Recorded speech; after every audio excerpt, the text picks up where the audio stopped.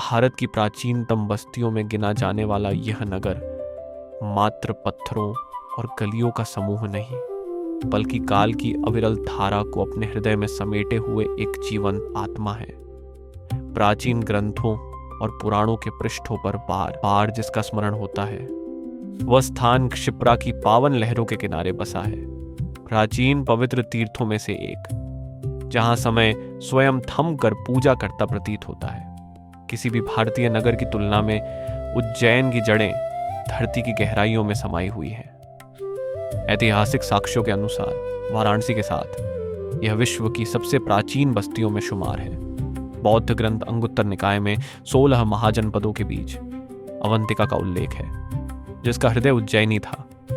6ठी शताब्दी ईसा पूर्व में ही यह नगर समृद्धि और चेतना से भरपूर था।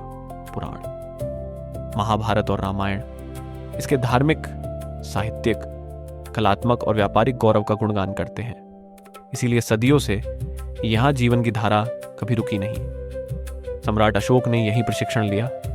उनके पुत्र पुत्री का जन्म यहीं हुआ। मौर्य काल के बाद शुंग आए, फिर गुप्त साम्राज्य। गुप्त युग में पाटलिपुत्र के साथ उज्जैन दूसरी राजधानी बना। विक्रमादित्य के दरबार में 9 रत्न जगमगाते थे, जिनमें कालिदास सर्वाधिक उज्ज्वल। 7वीं शताब्दी में चीनी यात्री ह्वेनसांग ने इसकी विराटता का विस्तृत वर्णन किया।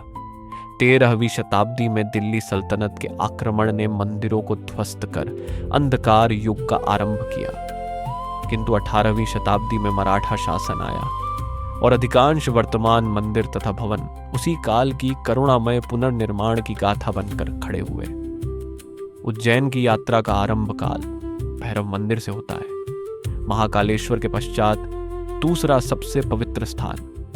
भैरव को नगर का रक्षक माना जाता है, इसलिए अनेक श्रद्धालु पहले यहाँ आकर अनुमति लेते हैं, फिर महाकाल के दर्शन करते हैं। ये तंत्र का मंदिर है, जहाँ 5 प्रकार की तंत्रिक भेंट चढ़ती है।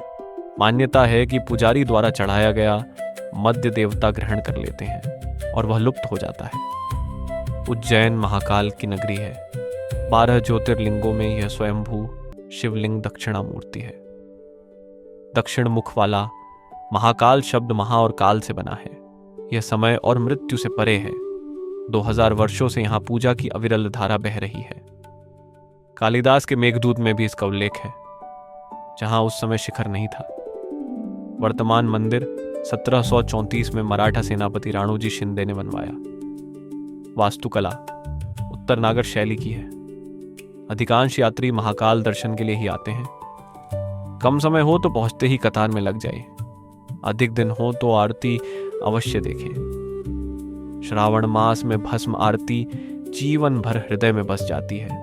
रुद्र सागर झील के पास महाकाल लोक है, जो मंदिर तक गलियारा बनाता है। शाम को रोशनी जलने पर यह स्थल अत्यंत सुंदर लगता है, मानो आकाश के तारे धरती पर उतर आए हों।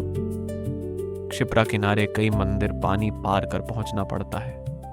गौतमेश्वर महादेव प्रकृति के बीच स्थित है और महाकाल के 4 रक्षकों में से एक है।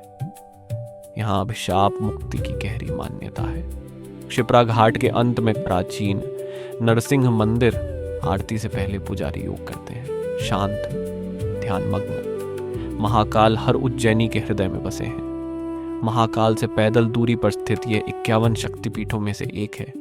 मनोकामना पूर्ण होने की मान्यता है। सायंकालीन आरती विशेष आकर्षक लगती है। तिलक लगाने से मन स्थिर होता है। विंध्य की काकरी टेकड़ी से निकलकर चंबल में मिलने वाली क्षिप्रा दक्षिण से उत्तर बहती है, जो दुर्लभ है। हर 12 वर्ष पर कुंभ मेला लगता है। अगला 2028 में स्नान से पाप मुक्ति और ध्यान से आत्म साक्षात्कार की मान्यता है। राम घाट पर श्री राम ने श्री दशरथ की अस्थियां विसर्जित की थीं। सूर्योदय या सूर्यास्त पर राम घाट का सौंदर्य अलग ही है। धर्मराज चित्रगुप्त मंदिर में दीप जलाकर कष्ट मुक्ति मांगी जाती है। सायंकाल क्षिप्रा आरती अवश्य देखें। लहरों पर दीपों की छाया मानो काल को भी प्रणाम कर रही हो। प्राचीन काल से उज्जैन विद्या और साहित्य का केंद्र रहा। सबसे पुराने हिस्से में कृष्ण और सुदामा के अध्ययन की मान्यता है। गुरु अखाड़ा आज भी गुरु शिष्य परंपरा को जीवित रखता है। कालिदास का काल प्रथम शताब्दी ईसा पूर्व से चौथी शताब्दी तक माना जाता है। रघुवंश और मेघदूत में उज्जैन का विस्तृत वर्णन है। उन्होंने कहा कि स्वर्ग गए लोगों के अतिरिक्त पुण्य से पृथ्वी पर स्वर्ग का टुकड़ा उज्जैनी बना। मंदिरों के बीच नदी पार गुरुद्वारा भी है। विभिन्न धर्मों का सह अस्तित्व यहाँ सहज दिखता है, जैसे एक ही नदी में अनेक धाराएं मिलकर बहती हों। श्रावण में समुद्र मंथन से निकला विष शिव ने कंठ में धारण किया, इसलिए नीलकंठ कहलाए। केवल श्रावण में महाकाल नगर भ्रमण पर निकलते हैं। शुद्ध मन से जल और बेलपत्र चढ़ाने से मनोकामना पूर्ण होती है।